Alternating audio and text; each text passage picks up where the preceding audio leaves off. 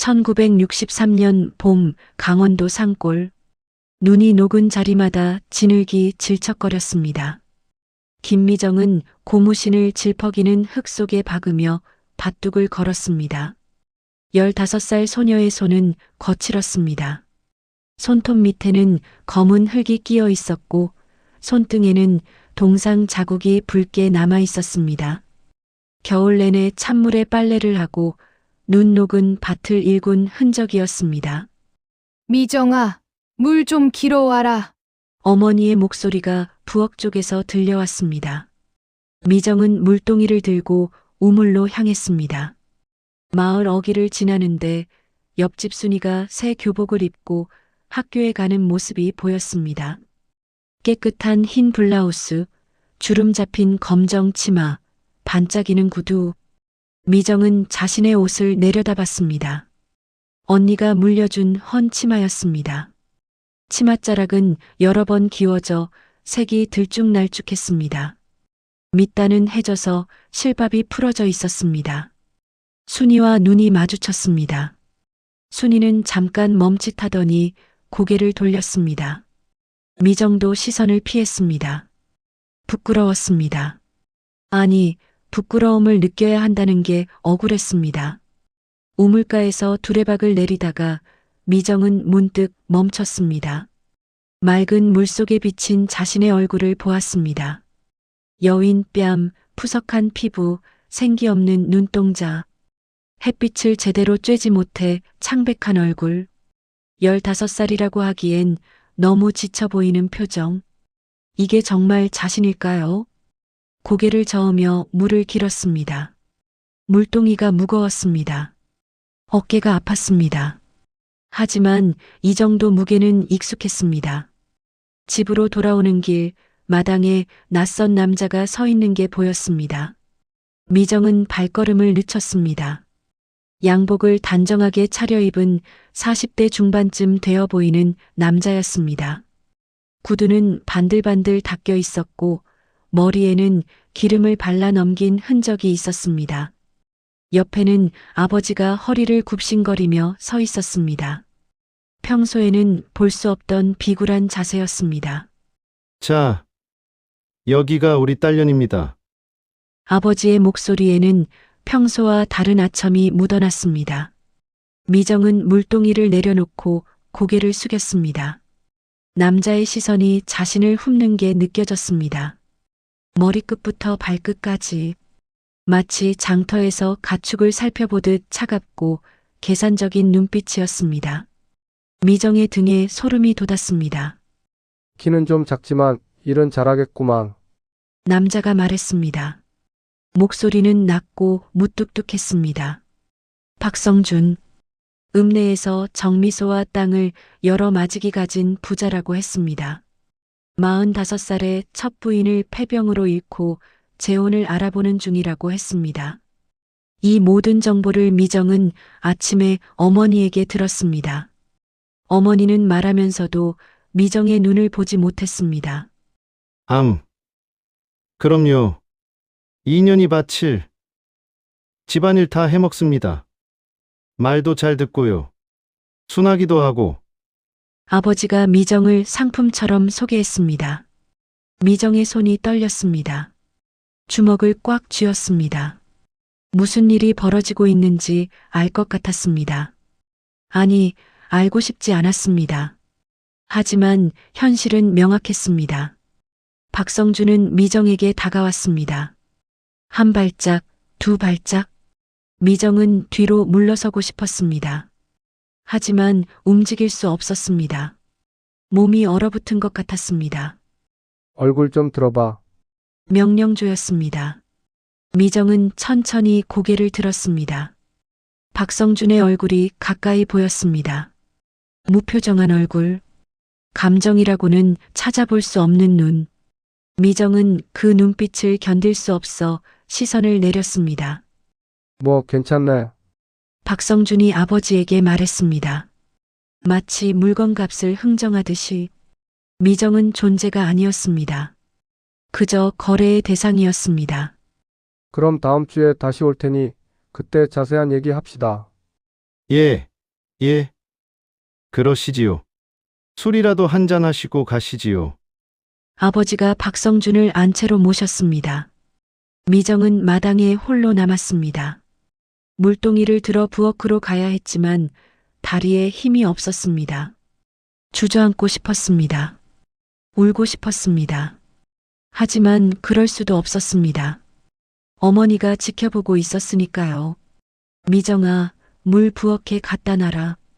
어머니의 목소리는 평소처럼 담담했습니다. 하지만 미정은 알았습니다. 어머니도 알고 있다는 것을, 무슨 일이 일어나고 있는지, 그리고 어머니도 아무것도 할 수 없다는 것을. 저녁 무렵 아버지는 술에 취해 돌아왔습니다. 막걸리 냄새가 진동했습니다. 얼굴은 붉게 상기되어 있었고 걸음걸이는 비틀거렸습니다. 어머니가 상을 차렸습니다. 된장찌개, 김치, 보리밥. 가난한 집의 평범한 저녁상이었습니다. 미정이 너 다음 달에 시집 간다. 젓가락을 들던 미정의 손이 멈췄습니다. 귀를 의심했습니다. 네? 박성준 씨한테로 말이다. 좋은 집안이야. 읍내에서 제일 부자라고. 먹고 사는 거 걱정은 없겠다. 아버지는 밥을 먹으며 무심하게 말했습니다. 마치 날씨 이야기를 하듯이. 미정은 밥상을 차리던 손을 멈췄습니다. 어머니도 놀란 표정으로 아버지를 쳐다봤습니다. 하지만 어머니는 아무 말도 하지 않았습니다. 아버지, 저는 아직 아직 뭐가 아직이야. 15이면 시집 갈 나이지. 네 언니도 그 나이에 갔어. 하지만 저는 학교에 가고 싶어요. 학교? 여자가 무슨 학교야. 글자나 좀 알면 됐지. 아버지의 목소리가 거칠어졌습니다. 미정은 입술을 깨물었습니다. 할 말이 많았습니다. 자신도 배우고 싶다고, 순이처럼 교복 입고 학교에 가고 싶다고, 책을 읽고 친구를 사귀고 꿈을 꾸고 싶다고. 하지만 그 말들은 목구멍까지 올라왔다가 다시 내려갔습니다. 말해봤자 소용없다는 걸 알았으니까요. 여자는 시집 가면 그만이야. 내가 뭘 더 말하냐? 박성준 씨 같은 분이 너 같은 년을 며느리로 들인다는 게 얼마나 고마운 일인지 알아? 아버지는 밥상을 넘겼습니다. 국그릇이 엎어지고 밥알이 마루에 흩어졌습니다.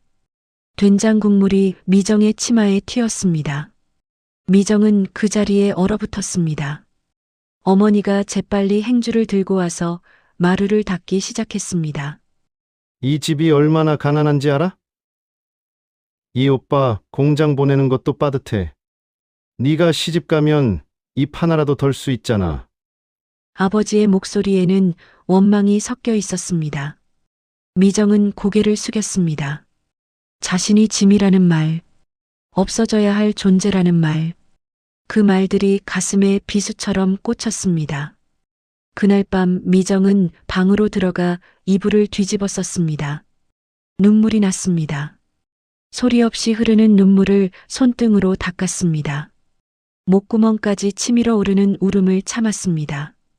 소리를 내면 아버지가 들을 것입니다. 그러면 또 혼날 것입니다. 창문 밖으로 달빛이 스며들었습니다. 차갑고 푸른 빛이었습니다. 저 멀리 산 너머에는 무엇이 있을까요? 다른 삶이 있을까요? 자유가 있을까요? 미정은 알지 못했습니다. 단지 이 좁은 방, 이 가난한 집, 이 억압적인 세상이 전부였습니다. 머릿속으로 박성준의 얼굴이 떠올랐습니다. 차가운 눈빛, 무표정한 얼굴, 자신을 보는 그 시선, 그의 시선 속에서 자신은 사람이 아니었습니다. 물건이었습니다. 값을 치르면 가져갈 수 있는 무언가였습니다. 소나 돼지처럼. 미정은 주먹을 쥐었습니다. 손톱이 손바닥에 파고들었습니다. 아팠지만 참았습니다. 이 작은 고통이라도 느끼고 싶었습니다. 자신이 아직 살아있다는 걸 확인하고 싶었습니다. 자신이 아직 뭔가를 느낄 수 있는 존재라는 걸. 밖에서 바람 소리가 들렸습니다. 나무가 흔들리는 소리, 개 짖는 소리, 멀리서 기차 지나가는 소리. 평범한 밤의 소리들이었습니다. 하지만 미정에게는 모든 것이 낯설게 느껴졌습니다. 세상이 변한 것 같았습니다. 아니, 자신의 인생이 끝난 것 같았습니다. 이불 속에서 미정은 작게 중얼거렸습니다. 정말 싫어. 거기 가기 싫어. 하지만 그 말을 들어줄 사람은 없었습니다. 어둠만이 대답 없이 미정을 감쌌습니다. 새벽녘 잠이 들었습니다. 꿈속에서 미정은 날개를 달고 날아갔습니다. 산을 넘고 강을 건너 아득히 먼 곳으로.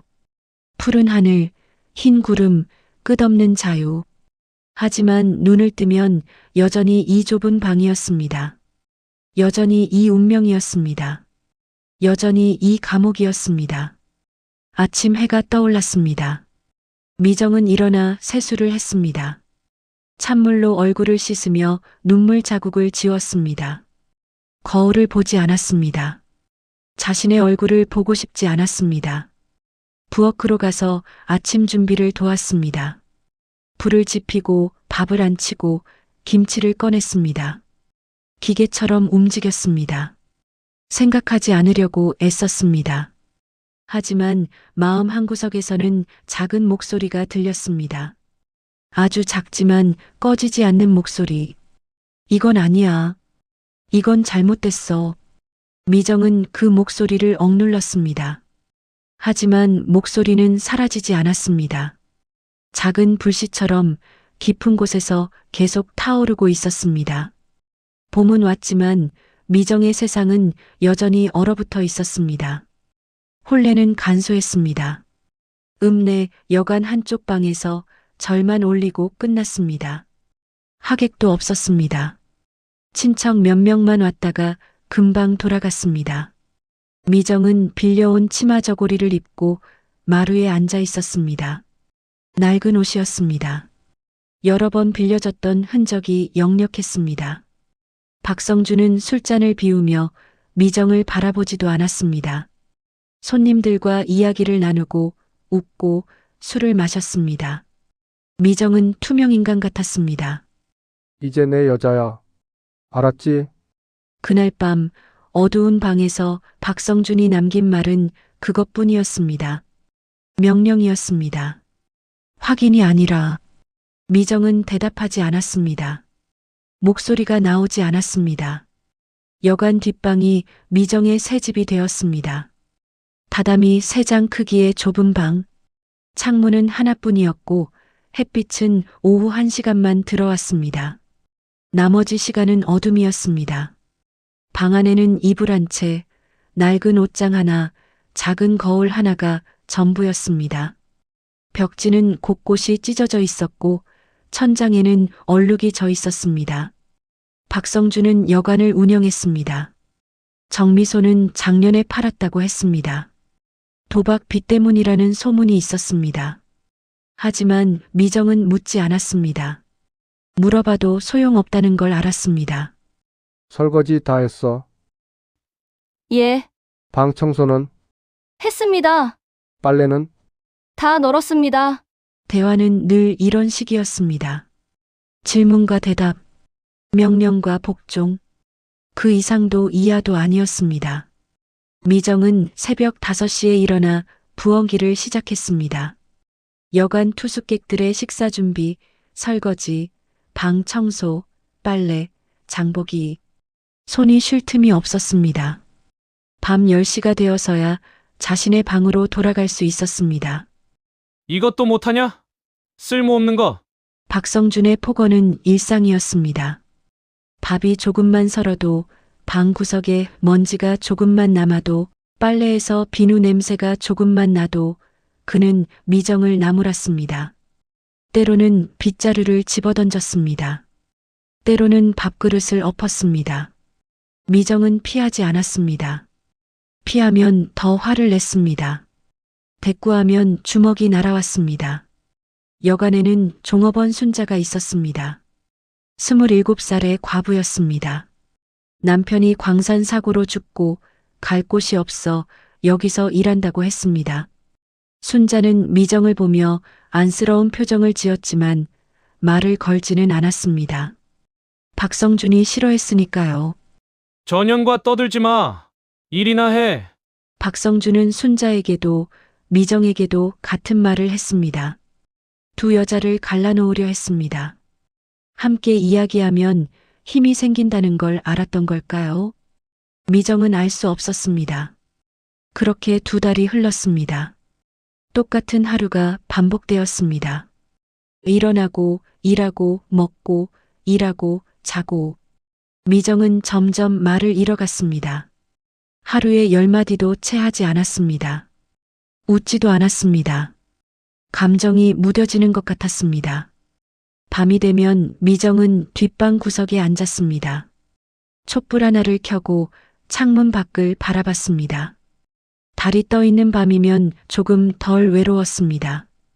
달빛은 누구에게나 공평했으니까요. 부자에게도, 가난한 자에게도, 행복한 자에게도, 불행한 자에게도. 어느 날 쓰레기통에서 헌 책을 주었습니다. 투숙객이 버린 소설책이었습니다. 표지는 찢어지고 페이지는 누렇게 바랬지만 글자는 선명했습니다. 젊은 그들이라는 제목이었습니다. 서울에 사는 대학생들 이야기였습니다. 미정은 그 책을 품에 안고 방으로 돌아왔습니다. 보물을 찾은 것처럼 조심스럽게 밤마다 몇 줄씩 읽었습니다. 서울 이야기, 학교 이야기, 자유로운 여자들 이야기. 다방에서 차를 마시고 극장에서 영화를 보고 친구들과 웃으며 걷는 여자들. 미정은 그 세계를 상상했습니다. 자신이 그 속에 있다면 어땠을까? 웃을 수 있었을까? 친구를 사귈 수 있었을까? 자유로울 수 있었을까? 뭐 하냐?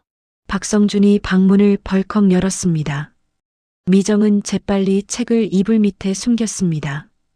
심장이 쿵쿵 뛰었습니다. 자려고 했습니다. 그래. 내일 일찍 일어나야지. 투숙객이 많을 거야. 그는 다시 문을 닫았습니다. 미정은 숨을 내쉬었습니다. 가슴이 두근거렸습니다. 들킬 뻔했습니다. 책을 빼앗길 뻔했습니다. 이 작은 위안마저 잃을 뻔했습니다. 두 달이 더 지난 어느 날 여관 앞에 낯익은 사람이 섰습니다. 오빠 영수였습니다. 21살인 영수는 작년에 서울로 올라가 공장에서 일한다고 했습니다. 미정은 오빠와 1년 만에 만나는 것이었습니다. 미정아, 영수가 작은 목소리로 불렀습니다. 미정은 빨래를 널다 말고 고개를 들었습니다. 눈물이 핑 돌았습니다. 오빠, 고향, 과거, 그 모든 것이 한꺼번에 밀려왔습니다. 오빠, 목소리가 떨렸습니다. 영수는 주위를 살폈습니다. 여관 안을 확인했습니다. 잠깐 나와. 저기 골목에서. 영수는 여관 뒷골목을 가리켰습니다. 미정은 주위를 둘러봤습니다. 박성준은 안에서 장부를 보고 있었습니다. 순자가 미정을 보며 고개를 끄덕였습니다. 가발하고 입모양으로 말했습니다. 골목에서 영수를 만났습니다. 오빠는 미정의 손을 잡았습니다. 거친 손이었지만 따뜻했습니다. 미정은 그 순간 울음이 터질 것 같았습니다. 하지만 참았습니다. 얼굴이 왜 그래? 많이 힘들지? 영수의 목소리에 걱정이 묻어났습니다. 미정은 고개를 저었습니다. 괜찮다고 말하려 했습니다. 하지만 말이 나오지 않았습니다. 미정아, 서울로 가자. 네? 미정은 오빠를 쳐다봤습니다. 무슨 말인지 이해가 되지 않았습니다. 여기서 이러고 살 거야? 나 공장에서 자리 하나 구했어. 넌 거기서 일하면 돼. 월급도 받고 기숙사도 있어. 영수의 목소리는 간절했습니다. 미정은 입술을 떨었습니다. 서울, 공장, 일, 자유. 그 단어들이 낯설었습니다. 하지만 동시에 가슴이 뛰었습니다. 희망처럼, 빛처럼. 그런데 오빠, 나는 결혼했잖아. 그게 결혼이야? 거래지. 아버지가 너를 판 거야. 영수의 목소리가 거칠어졌습니다. 미정은 놀랐습니다. 오빠가 이렇게 화내는 걸 처음 봤습니다. 도망쳐. 이런 삶 사는 거 아니야. 너는 하지만 생각해봐. 다음 주 화요일 새벽 5시에 여기 버스 정류장에서 기다릴게. 올 거지? 영수는 미정의 손에 무언가를 쥐어주고 사라졌습니다. 손바닥에는 1,000원짜리 지폐 2장이 있었습니다. 미정은 그 돈을 꼭 쥐었습니다. 방으로 돌아온 미정은 이불을 뒤집어 썼습니다. 머릿속이 혼란스러웠습니다. 도망. 그 단어가 머릿속을 맴돌았습니다. 도망치면 아버지는 뭐라고 할까? 박성준은 어떻게 나올까? 자신은 정말 서울에서 살 수 있을까?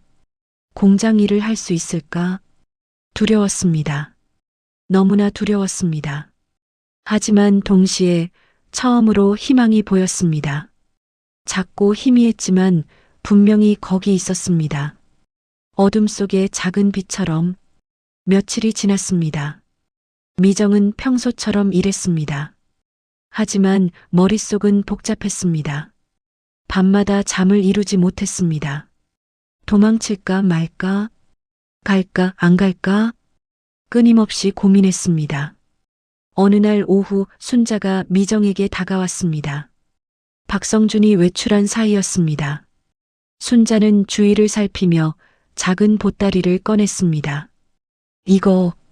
보따리 안에는 낡은 운동화 한 켤레와 500원짜리 지폐가 있었습니다. 미정은 놀라 순자를 쳐다봤습니다. 내가 뭘 아는 건 아니야. 그냥 내가 필요할 것 같아서. 순자의 눈빛은 슬펐습니다. 하지만 동시에 단호했습니다. 미정은 고개를 숙여 인사했습니다. 말이 나오지 않았습니다. 목이 메었습니다. 나도 한때는 도망치고 싶었어. 근데 못 갔어. 용기가 없어서. 넌가. 여기 있으면 죽어. 순자는 그 말을 남기고 돌아섰습니다. 미정은 보따리를 품에 안았습니다. 화요일이 다가왔습니다. 미정은 밤마다 깨어 시계를 확인했습니다. 가슴은 두근거렸고 손은 떨렸습니다. 죄책감과 기대가 뒤엉켰습니다. 아버지를 배신하는 것 같았습니다. 하지만 동시에 살고 싶었습니다. 진짜로 살고 싶었습니다. 월요일 밤 미정은 조용히 짐을 쌌습니다. 옷 2벌, 헌책 1권, 순자가 준 신발, 영수가 준 돈. 그게 전부였습니다. 미정의 전 재산이었습니다. 미정의 전 인생이었습니다. 창밖으로 달이 떠 있었습니다. 보름달이었습니다. 밝고 둥근 달. 내일이면 이 달빛도 다른 곳에서 보게 될까요? 서울에서도 이 달이 보일까요? 미정은 눈을 감았습니다. 새벽이 오기를, 용기가 꺾이지 않기를 기도했습니다. 살고 싶다. 그 생각이 모든 두려움을 밀어냈습니다. 미정은 이불을 덮고 누웠습니다. 하지만 잠들지 못했습니다. 심장이 너무 크게 뛰었습니다. 새벽이 오기만을 기다렸습니다. 시계 초침 소리가 유난히 크게 들렸습니다. 똑딱똑딱. 시간이 가고 있었습니다. 미정의 운명이 바뀌고 있었습니다. 새벽 5시 버스 정류장. 미정은 보따리 하나를 품에 안고 서 있었습니다. 숨소리가 거칠었습니다. 뒤를 한 번 더 돌아봤습니다. 여관은 조용했습니다. 불빛 하나 없었습니다. 모두 자고 있었습니다. 박성준도 순자도. 어둠 속에서 영수의 실루엣이 보였습니다. 오빠는 손을 흔들었습니다. 미정의 가슴이 터질 것 같았습니다. 빨리 와. 버스 곧 온다. 미정은 뒤를 돌아봤습니다. 마지막으로 여관 건물이 어둠 속에 잠들어 있었습니다. 저곳에서 넉 달을 살았습니다. 아니, 견뎠습니다. 이제 떠나는 것입니다. 영원히. 발이 떨어지지 않았습니다. 이 한 걸음이 모든 것을 바꿀 것 같았습니다. 돌이킬 수 없는 선을 넘는 것 같았습니다. 미정아, 영수의 목소리에 정신을 차렸습니다. 미정은 달렸습니다. 보따리를 꼭 안고 달렸습니다. 고무신이 벗겨질 것 같았지만 멈추지 않았습니다. 가슴이 터질 것 같았지만 계속 달렸습니다. 버스가 왔습니다. 낡은 시외버스였습니다. 덜컹거리는 소리를 내며 멈춰 섰습니다. 영수가 미정의 손을 잡고 버스에 올랐습니다. 미정은 뒤를 돌아보지 않았습니다. 보면 주저할 것 같았으니까요. 버스가 출발했습니다. 덜컹 몸이 흔들렸습니다. 미정은 창밖을 바라봤습니다. 읍내가 멀어졌습니다. 여관이 작아졌습니다. 그리고 사라졌습니다. 괜찮아? 영수가 물었습니다. 미정은 고개를 끄덕였습니다. 하지만 괜찮지 않았습니다. 온몸이 떨렸습니다. 이게 정말 현실일까요? 정말 도망친 걸까요? 버스는 1시간 만에 춘천역에 도착했습니다. 영수는 매표소로 갔습니다. 미정은 플랫폼에 섰습니다. 기차를 본 건 처음이었습니다. 크고 검은 철덩어리, 하얀 증기를 내뿜는 괴물 같았습니다. 서울행 2장이요. 영수가 표를 끊었습니다. 미정의 손에 얇은 종이를 쥐어줬습니다. 기차표, 서울행. 미정은 그 글자를 읽고 또 읽었습니다. 멀리서 기적 소리가 들렸습니다. 서울행 완행열차였습니다. 사람들이 플랫폼으로 몰려나왔습니다. 짐을 든 사람, 아이를 업은 여자, 양복 입은 남자, 모두 어디론가 가고 있었습니다. 저거 타면 4시간이야. 괜찮지? 예, 미정은 고개를 끄덕였습니다. 4시간. 그 시간이 지나면 서울입니다. 새로운 삶입니다. 기차에 올랐습니다. 복도는 좁았고 사람들로 붐볐습니다. 영수는 빈자리를 찾아 안쪽으로 들어갔습니다. 딱딱한 나무 의자에 앉았습니다. 미정도 옆에 앉았습니다. 창밖으로 플랫폼이 보였습니다. 기차가 움직였습니다. 천천히 그리고 점점 빠르게 철길 위를 구르는 소리가 리듬을 만들었습니다. 덜컹덜컹, 덜컹덜컹. 미정은 창밖을 바라봤습니다. 산이 멀어졌습니다. 논밭이 지나갔습니다. 작은 마을들이 스쳐갔습니다. 그곳 어딘가에 고향이 있을 것입니다. 아버지가 있을 것입니다. 어머니가 있을 것입니다. 하지만 이제 그들은 점점 작아지고 있었습니다. 점점 멀어지고 있었습니다. 미정은 눈을 감았습니다. 죄책감이 밀려왔습니다. 도망친 자신이 비겁하게 느껴졌습니다. 딸의 도리를 저버린 것 같았습니다. 하지만 동시에 가슴 한구석이 가벼워졌습니다. 처음 느끼는 감정이었습니다. 이름을 알 수 없는 감정. 자유일까요? 이게 자유일까요? 미정아, 물 마셔. 영수가 물병을 건넸습니다. 미정은 물을 마셨습니다. 차갑고 맑았습니다. 살아있다는 느낌이 들었습니다. 기차는 계속 달렸습니다. 역을 지나고 터널을 통과하고 강을 건넜습니다. 창밖 풍경이 바뀌었습니다. 산이 낮아지고 집들이 많아지고 사람들이 많아졌습니다. 서울역! 서울역입니다! 차장의 외침에 눈을 떴습니다. 기차가 천천히 멈췄습니다. 플랫폼 밖으로 사람들이 쏟아져 나왔습니다. 영수가 미정의 손을 잡았습니다. 내리자. 미정은 영수를 따라 기차에서 내렸습니다. 발이 땅에 닿는 순간 현실이 실감났습니다. 서울. 정말 왔구나. 역사로 나갔습니다. 소음이었습니다. 사람들의 발소리, 자동차 경적, 노점상들의 호객 소리, 라디오에서 흘러나오는 음악. 모든 게 낯설었습니다. 압도적이었습니다. 미정은 영수의 옷자락을 꼭 잡았습니다. 여기가 서울이야. 무섭지? 조금요. 괜찮아. 금방 익숙해질 거야. 나도 처음엔 무서웠어. 영수는 미정을 데리고 청계천 쪽으로 걸었습니다. 큰 길을 지나고 골목으로 들어섰습니다. 좁은 골목, 다닥다닥 붙은 판잣집들, 빨래가 널린 옥상, 골목 곳곳에서 나는 음식 냄새. 상골과는 전혀 다른 풍경이었습니다. 여기야. 영수가 멈춘 곳은 3층짜리 낡은 건물이었습니다. 시멘트 벽은 금이 가 있었고 계단은 삐걱거렸습니다. 1층에는 봉제 공장이 있었고 2층과 3층은 여공들의 기숙사였습니다. 안에서 미싱 돌아가는 소리가 들렸습니다. 박말순 사장님, 제 동생입니다. 영수가 공장 안으로 들어가며 말했습니다. 안은 좁았습니다. 미싱 열대가 빽빽이 놓여 있었고 여공들이 앉아 일하고 있었습니다. 천더미, 실뭉치, 바늘, 가위, 온통 천과 실과 옷감이었습니다. 40대 중반쯤 되어 보이는 여자가 미싱 앞에서 고개를 들었습니다. 날카로운 눈매였지만 눈빛은 따뜻했습니다. 짧게 자른 머리, 작업복 차림, 굵은 손. 일하는 사람의 모습이었습니다. 15이라고? 예, 맞아요. 미정은 고개를 숙였습니다. 박말수는 자리에서 일어나 미정에게 다가왔습니다.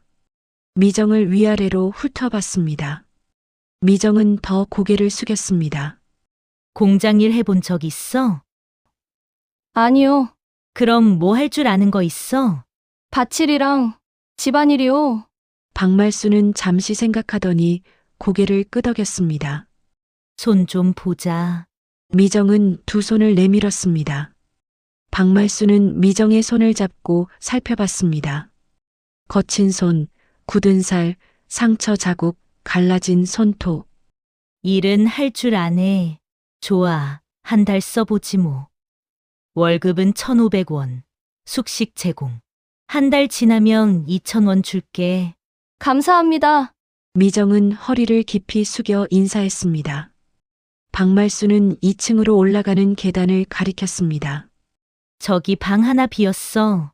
짐 풀고 내려와. 오늘은 쉬고 내일부터 일 배울 거야. 방은 4평 남짓했습니다. 방 안에는 이불 2채와 작은 옷장 하나가 전부였습니다. 벽지는 낡았고 천장에는 얼룩이 있었습니다. 하지만 창문이 있었습니다. 햇빛이 들어왔습니다. 여관 뒷방보다 밝았습니다. 창문으로 골목이 보였습니다. 아이들이 뛰놀고 아주머니들이 빨래를 널고 남자들이 걸어가는 모습, 평범한 풍경이었습니다. 하지만 미정에게는 새로웠습니다. 미정은 보따리를 풀었습니다. 옷 2벌, 헌책, 순자가 준 신발, 남은 돈. 그게 전부였습니다. 미정은 옷을 개어 옷장에 넣었습니다. 책은 베개 밑에 넣었습니다. 여기서 새로 시작하는 거야. 미정은 스스로에게 말했습니다. 거울을 봤습니다.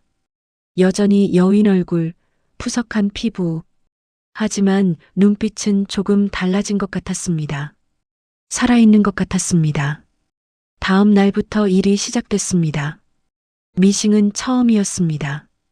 박말순이 직접 가르쳐줬습니다. 발로 페달 밟고 손으로 천 밀어. 바늘 조심해. 손가락 뚫려. 미정은 조심스럽게 페달을 밟았습니다. 미싱이 덜컹거리며 움직였습니다. 바늘이 빠르게 움직이며 천을 뚫고 지나갔습니다. 처음에는 선이 삐뚤었습니다. 천이 찢어지기도 했습니다. 손가락이 바늘에 찔릴 뻔했습니다. 다시. 박말순의 목소리는 단호했습니다. 미정은 다시 시작했습니다. 그리고 또다시 손가락 끝이 따끔거렸습니다. 물집이 잡혔습니다. 어깨가 뻐근했습니다. 허리가 아팠습니다. 하지만 멈추지 않았습니다. 점심시간에 다른 여공들과 밥을 먹었습니다.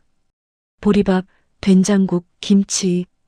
간단한 식사였지만 함께 먹었습니다. 여공들은 미정에게 말을 걸었습니다. 어디서 왔어? 강원도요. 가족은?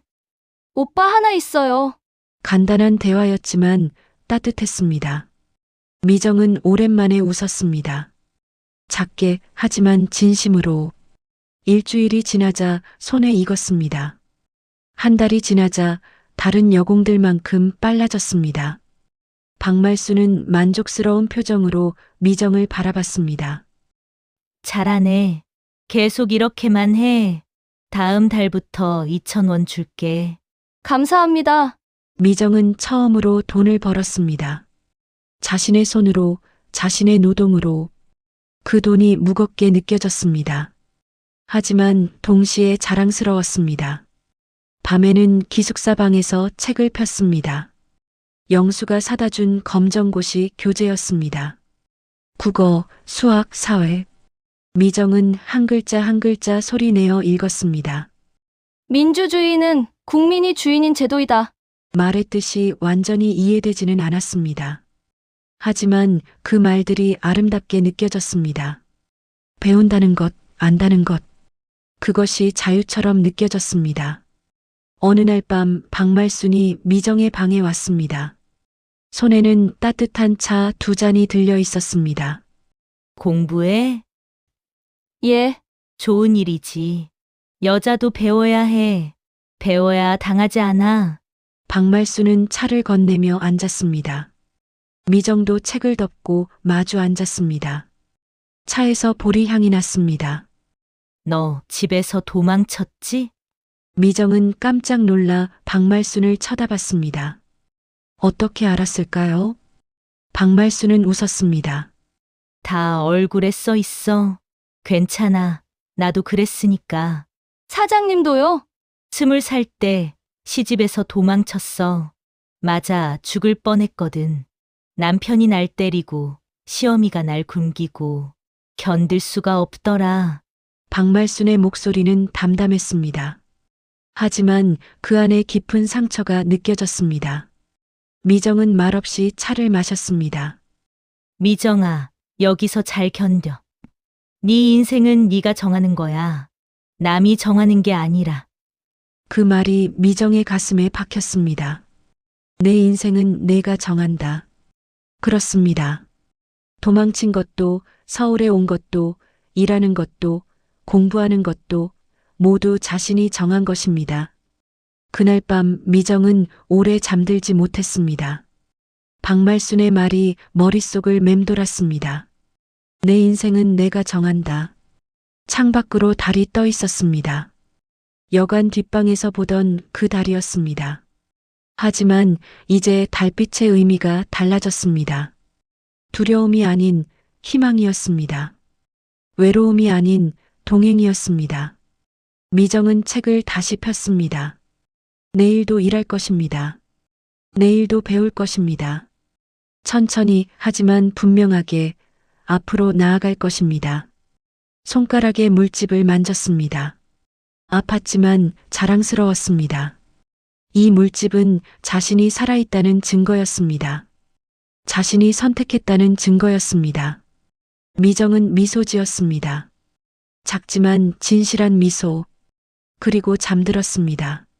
내일을 기다리며 1968년 봄 미정은 20살이 되었습니다. 검정고시 합격 통지서를 받던 날을 기억합니다. 우체부가 기숙사로 편지를 가져왔습니다. 합격이라는 2글자를 확인하는 순간 손이 떨렸습니다.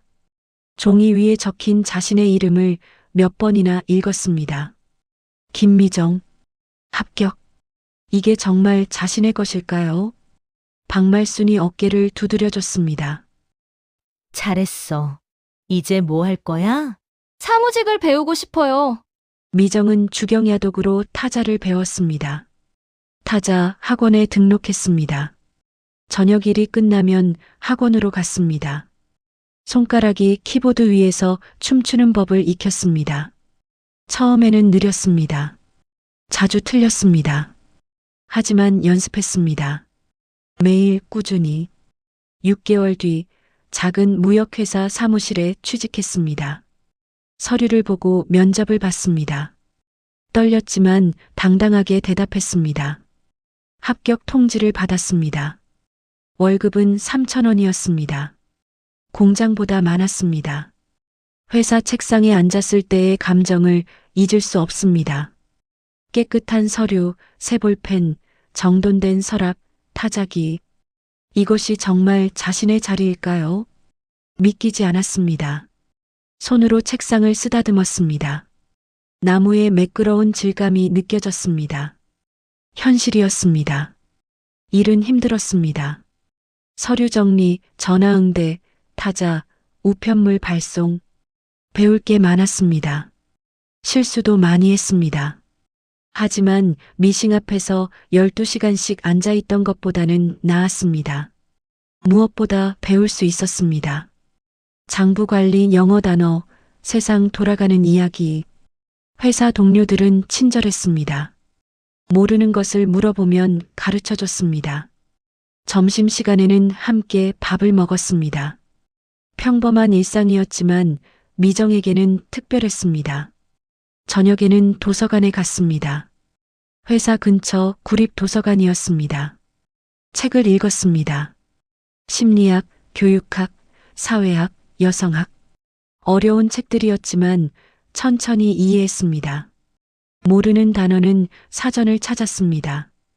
이해되지 않는 문장은 몇 번이고 읽었습니다. 왜 자신이 그토록 고통스러웠는지, 왜 도망쳐야 했는지, 그 이유들이 조금씩 보이기 시작했습니다. 가부장제, 성차별, 여성어감. 그런 단어들을 배웠습니다. 자신만 당한 게 아니었습니다. 수많은 여성들이 같은 고통을 겪고 있었습니다. 그 사실이 위로가 되었습니다. 동시에 분노가 일었습니다. 왜 여자라는 이유만으로 이렇게 살아야 하나요? 왜 선택권이 없나요? 왜 물건처럼 취급당해야 하나요? 어느 날 회사 게시판에 붙은 전단지를 봤습니다. 여성 인권 상담 자원봉사자 모집 마이너스 종로사회복지관. 미정은 전단지를 떼어 주머니에 넣었습니다. 집에 돌아와 다시 꺼내 읽었습니다. 상담, 여성, 인권. 그 단어들이 가슴에 와닿았습니다. 주말 복지관을 찾아갔습니다. 종로 뒷골목에 있는 작은 건물이었습니다. 2층 작은 방에서 상담사 교육이 진행되고 있었습니다. 30명 정도의 여성들이 모여 있었습니다. 나이도 배경도 다양했습니다. 강사는 40살쯤 되어 보이는 여자였습니다. 짧은 머리, 안경, 단정한 옷차림. 목소리는 차분했지만 힘이 있었습니다. 상담은 듣는 것입니다. 판단하지 않고 공감하는 것입니다. 상대의 이야기를 온전히 받아들이는 것입니다. 미정은 메모했습니다. 강사의 말 하나하나가 가슴에 박혔습니다. 여러분도 상처가 있을 겁니다. 그 상처가 누군가를 이해하는 힘이 됩니다. 하지만 조심해야 합니다. 자신의 상처와 상대의 상처를 구분해야 합니다. 교육은 3달 동안 이어졌습니다. 매주 토요일 오후 3시간씩. 미정은 한 번도 빠지지 않았습니다. 역할극을 하고 사례를 공부하고 대화법을 익혔습니다. 경청하는 법, 질문하는 법, 공감하는 법.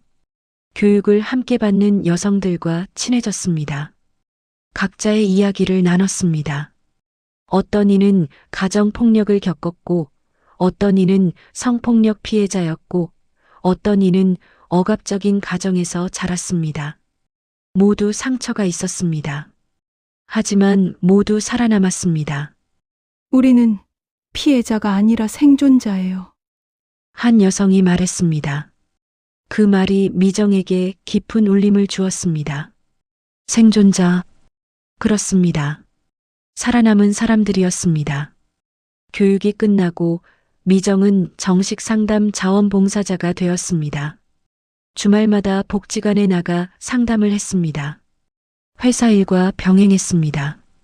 바빴지만 의미가 있었습니다. 첫 상담은 떨렸습니다. 상대는 32살의 여성이었습니다. 남편의 폭력으로 집을 나왔다고 했습니다. 얼굴에는 멍 자국이 남아 있었습니다. 눈은 충혈되어 있었고 목소리는 떨렸습니다. 죄송해요. 이런 걸로 찾아와서 부끄러워요. 여성이 고개를 숙였습니다. 미정은 손을 내밀었습니다. 괜찮아요. 천천히 말씀하세요. 여기는 안전한 곳이에요. 여성은 울었습니다. 한참을 울었습니다. 미정도 눈물이 났습니다. 하지만 참았습니다. 지금은 들어줘야 할 시간이었습니다. 미정은 여성의 손을 잡았습니다. 따뜻하게 제 잘못인가요? 제가 뭘 잘못했나요? 밥을 늦게 차렸나요? 말대꾸를 했나요? 아니에요. 당신 잘못이 아니에요. 폭력은 어떤 이유로도 정당화될 수 없어요. 미정은 그 말을 건넸습니다. 누군가 자신에게 해주길 바랐던 말이었습니다. 여성은 미정을 쳐다봤습니다. 눈물이 그친 눈으로 정말요? 정말이에요. 상담이 끝나고 집으로 돌아오는 길, 미정은 멈춰 섰습니다. 거울 앞에 섰습니다. 자신을 바라봤습니다. 20살의 얼굴, 여전히 여리지만 예전보다 단단해 보였습니다. 당신 잘못이 아니야. 처음으로 스스로에게 그 말을 건넸습니다. 목소리가 떨렸습니다. 눈물이 흘렀습니다. 오래 울었습니다. 가슴 속에 쌓였던 것들이 터져 나왔습니다. 밤에는 여전히 악몽을 꾸었습니다. 박성준의 목소리가 들렸습니다. 쓸모없는 것. 그 말이 귓가를 맴돌았습니다. 여관 뒷방의 어둠, 차가운 시선, 억압의 기억. 잠에서 깨면 식은땀이 흘렀습니다. 하지만 점점 간격이 길어졌습니다. 한 달에 한 번, 두 달에 한 번. 악몽 대신 다른 꿈을 꾸기 시작했습니다. 도서관에서 책을 읽는 꿈, 상담실에서 누군가와 이야기하는 꿈, 햇빛 가득한 방에서 웃는 꿈. 1970년 미정은 정식 상담사 자격을 땄습니다. 시험을 보고 실습을 하고 자격증을 받았습니다. 복지관에서 주 이틀 근무하기 시작했습니다. 회사 일과 병행했습니다. 월요일부터 금요일은 회사에서, 토요일과 일요일은 복지관에서. 바빴지만 행복했습니다. 의미 있는 일을 하고 있다는 느낌, 누군가에게 도움이 된다는 느낌, 그것이 미정을 지탱했습니다. 상담실에서 만난 여성들은 저마다 다른 이야기를 가지고 있었습니다. 어떤 이는 가난 때문에, 어떤 이는 폭력 때문에, 어떤 이는 무지 때문에, 어떤 이는 사회의 편견 때문에 상처받았습니다. 하지만 모두 같은 말을 했습니다. 제 잘못인가요? 미정은 매번 대답했습니다. 아니에요. 당신 잘못이 아니에요. 그 말을 할 때마다 자신도 조금씩 치유되는 것 같았습니다. 상처가 아물고 있었습니다. 천천히 하지만 분명하게. 어느 날 17살 소녀가 찾아왔습니다. 강제 결혼을 피해 집을 나왔다고 했습니다. 미정은 그 소녀를 보며 과거의 자신을 떠올렸습니다. 15살의 자신, 두려움에 떨던 자신. 어디로 가야 할지 모르겠어요. 무서워요. 소녀가 말했습니다. 목소리가 떨렸습니다. 미정은 손을 잡았습니다. 괜찮아요. 길은 있어요. 우리 함께 찾아봐요. 미정은 소녀에게 기숙사가 있는 공장을 소개했습니다. 검정고시 정보를 알려줬습니다. 복지관의 법률 상담 서비스를 연결해줬습니다. 한 달에 한 번씩 만나 이야기를 나눴습니다. 6개월 뒤 소녀가 편지를 보내왔습니다. 선생님 덕분에 희망을 찾았어요. 공장에서 일하며 돈을 모으고 있어요. 내년에 검정고시 볼 거예요. 정말 감사합니다. 미정은 편지를 품에 안았습니다. 눈물이 났습니다. 기쁨의 눈물이었습니다. 자신이 누군가에게 희망이 되었습니다. 그것만으로도 의미가 있었습니다. 박말순이 찾아왔습니다. 머리에 흰머리가 섞였지만 여전히 정정했습니다. 미정의 사무실로 찾아왔습니다. 내가 이렇게 클 줄 알았어. 상담사라니. 사장님 덕분이에요. 사장님이 없었으면 저는 여기까지 못 왔어요. 아니야. 네 힘이야. 나는 기회만 줬을 뿐이야. 두 사람은 다방에서 차를 마시며 이야기했습니다. 과거, 현재, 미래. 박말순이 말했습니다. 내 상처가 누군가의 길이 됐구나. 미정은 고개를 끄덕였습니다. 그랬습니다. 상처는 사라지지 않았습니다. 여전히 거기 있었습니다. 하지만 이제 그 상처는 다른 의미를 가졌습니다. 누군가를 이해하는 힘, 누군가를 도울 수 있는 자격, 누군가에게 희망을 줄 수 있는 경험. 밤 일기를 썼습니다. 오늘 또 한 사람의 손을 잡았다. 그 손이 따뜻했다. 나도 따뜻해졌다. 이것이 회복이구나. 혼자가 아니라 함께 걷는 것. 상처를 숨기는 게 아니라 나누는 것. 창밖으로 달이 떠 있었습니다.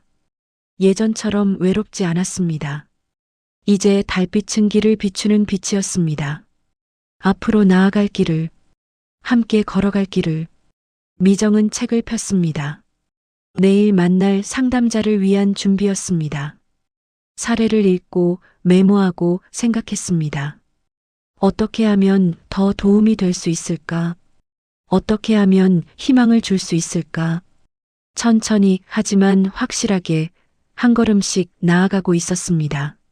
미정의 삶은 계속되고 있었습니다. 2023년 가을 서울 은평구의 작은 아파트. 75세의 김미정은 창가에 앉아 있습니다. 손에는 물뿌리개가 들려 있습니다. 베란다에 놓인 화분들에 물을 주는 중입니다. 제라늄, 베고니아, 국화, 장미. 작지만 알록달록한 꽃들이 피어 있습니다. 미정은 꽃 하나하나에 정성스럽게 물을 줍니다. 예쁘네. 올해도 잘 피었어. 혼잣말을 합니다. 꽃잎을 쓰다듬습니다. 부드럽습니다. 살아있습니다. 계절마다 피고 지고 또 피고 삶의 순환입니다. 거실 벽에는 사진들이 걸려 있습니다. 검정고시 합격증을 들고 웃는 20살의 미정. 상담사 자격증을 받던 날의 모습. 복지관 동료들과 찍은 단체 사진. 은퇴식 날 받은 꽃다발을 안고 있는 작년 사진. 그리고 가장 오래된 것, 15살 때 고향에서 찍은 희미한 사진. 60년이 흘렀습니다. 15살 소녀가 새벽 기차를 탔던 그날부터 그 소녀는 이제 75세 노인이 되었습니다. 하지만 여전히 살아 있습니다. 여전히 꽃을 가꾸고 책을 읽고 누군가와 이야기합니다. 미정은 따뜻한 차를 한 잔 따릅니다. 보리차입니다. 박말순이 좋아하던 차였습니다. 박말순은 10년 전에 세상을 떠났습니다. 장례식에서 미정은 말했습니다. 사장님은 제 은인이에요. 제 인생을 바꿔주신 분이에요. 많은 사람들이 울었습니다. 박말순이 구한 여성들이 얼마나 많았는지 그날 알았습니다. 창밖을 바라봅니다. 가을 햇살이 포근합니다. 아래층 공원에서는 아이들이 뛰놀고 있습니다. 웃음소리가 들립니다. 맑고 밝은 웃음. 미정은 미소 짓습니다. 책상 위에는 노트북이 놓여 있습니다. 화면에는 이메일 한 통이 열려 있습니다. 미정 선생님께 저 기억하세요? 10년 전 선생님 상담 받았던 김지희입니다. 이제 대학을 졸업하고 사회복지사가 됐어요. 선생님처럼 누군가의 손을 잡아주고 싶어요. 선생님 덕분에 제가 여기까지 왔어요. 정말 감사합니다. 미정은 미소 짓습니다. 답장을 씁니다. 지혜야, 축하해. 내가 걸어갈 길이 아름답기를 바란다. 힘들 때는 기억해. 너는 혼자가 아니야. 우리가 함께 있어. 전송 버튼을 누릅니다. 화면에서 메일이 사라집니다. 미정은 노트북을 닫습니다. 가끔 악몽을 꿉니다. 여관 뒷방, 박성준의 목소리, 그 차가운 시선. 하지만 이제 깨어나면 괜찮습니다. 자신이 어디에 있는지 압니다. 누구인지 압니다. 어떻게 살아왔는지 압니다. 탁자 위에는 낡은 수첩이 놓여 있습니다. 미정은 펼쳐서 읽습니다. 몇 년 전 적어둔 글입니다. 자신에게 쓴 편지입니다. 나는 도망쳤다. 그것은 패배가 아니었다. 선택이었다. 살기 위한, 나 자신이 되기 위한. 나는 부끄럽지 않다. 자랑스럽다. 그 말이 진실이 되기까지 오래 걸렸습니다. 수십 년 동안 죄책감에 시달렸습니다. 자신이 비겁하다고 생각했습니다. 아버지를 배신했다고, 의무를 저버렸다고, 나쁜 딸이라고 자책했습니다. 하지만 이제 압니다. 도망은 용기였습니다. 15살 소녀가 새벽 버스를 탄 것, 기차에 몸을 실은 것, 낯선 도시에서 버틴 것, 공부한 것, 일한 것, 누군가를 도운 것, 모두 용기였습니다. 오후 복지관 후배가 찾아왔습니다. 40살의 젊은 상담사입니다. 미정이 멘토링하는 후배입니다. 선생님, 요즘 힘든 케이스가 있어서요. 조언 좀 구하려고요. 미정은 차를 따라주며 앉았습니다. 말해봐요. 후배는 16살 소녀 이야기를 꺼냈습니다. 강제 결혼을 앞두고 있다고 합니다. 도망치고 싶지만 두렵다고 합니다. 가족을 배신하는 것 같다고 합니다. 미정은 조용히 들었습니다. 익숙한 이야기였습니다. 60년 전 자신의 이야기, 그리고 지난 수십 년간 만난 수많은 여성들의 이야기. 그 아이에게 전해줘요. 도망은 비겁한 게 아니라고, 자신을 지키는 거라고, 살아남는 거라고. 후배가 메모했습니다. 미정은 덧붙였습니다. 그리고 혼자가 아니라고, 우리가 있다고, 길이 있다고. 선생님도 그런 경험이 있으세요? 후배가 조심스럽게 물었습니다. 미정은 고개를 끄덕였습니다. 있어요. 오래전 일이지만 어떻게 견디셨어요? 견딘 게 아니라 살았어요. 그냥 하루하루 살았어요. 포기하지 않고. 후배가 돌아간 뒤 미정은 다시 창가에 앉았습니다. 해가 지고 있었습니다. 노을이 붉게 물들었습니다. 아름다웠습니다. 이 나이가 되어서야 노을을 제대로 감상할 수 있게 되었습니다. 피해자. 오랫동안 자신을 그렇게 정의했습니다. 상처받은 사람, 당한 사람, 불쌍한 사람, 구제받아야 할 사람. 하지만 어느 순간 깨달았습니다. 나는 생존자다. 살아남았습니다. 포기하지 않았습니다. 무너지지 않았습니다. 배웠고, 일했고, 사랑했고, 누군가를 도왔습니다. 그것이 자신의 진짜 정체성이었습니다. 거울 앞에 섰습니다. 주름진 얼굴, 흰 머리, 굽은 어깨, 늙은 손. 하지만 눈빛만큼은 또렷했습니다. 살아있는 눈빛. 미정은 거울 속 자신에게 말했습니다. 잘 살았어. 정말 잘 살았어. 목소리가 떨렸습니다. 눈물이 났습니다. 하지만 슬프지 않았습니다. 감사했습니다. 이 나이까지 살 수 있어서, 이렇게 평온할 수 있어서. 책상 서랍을 열었습니다. 오래된 사진 한 장이 있습니다. 15살의 자신, 고무신을 신고 헌 치마를 입고 카메라를 피하듯 고개를 숙인 모습. 얼마나 두려웠을까요? 얼마나 외로웠을까요? 미정은 그 사진을 꺼내 들었습니다. 오래 바라봤습니다. 그리고 속삭였습니다. 미안해. 그리고 고마워. 포기하지 않아줘서, 살아남아줘서. 사진을 다시 서랍에 넣었습니다. 과거는 과거입니다. 지우지는 못하지만 극복할 수는 있습니다. 밤이 되었습니다. 미정은 침대에 누웠습니다. 천장을 보며 생각했습니다. 내일 아침에도 꽃에 물을 주겠지요. 따뜻한 차를 마시겠지요. 누군가의 이메일에 답장을 하겠지요. 책을 읽겠지요. 산책을 하겠지요. 평범한 일상. 하지만 그 평범함이 기적이었습니다. 한때는 상상도 할 수 없었던 삶이었으니까요. 자유롭게 사는 것, 선택하는 것, 웃는 것, 평온한 것. 모두 기적이었습니다. 눈을 감았습니다. 어둠 속에서 목소리가 들렸습니다. 수많은 여성들의 목소리. 과거에 만났던, 현재 만나는, 미래에 만날 사람들. 선생님, 저 어떻게 하면 되나요? 미정은 대답했습니다. 마음속으로 살아요. 그냥 살아요. 포기하지 말고. 그게 가장 큰 승리니까. 그게 가장 큰 저항이니까. 창밖으로 달이 떠올랐습니다. 60년 전 여관 뒷방에서 보던 그 달, 기차 안에서 보던 그 달, 기숙사방에서, 사무실에서, 상담실에서, 지금 이 방에서 보는 그 달. 달은 변하지 않았습니다. 하지만 자신은 변했습니다.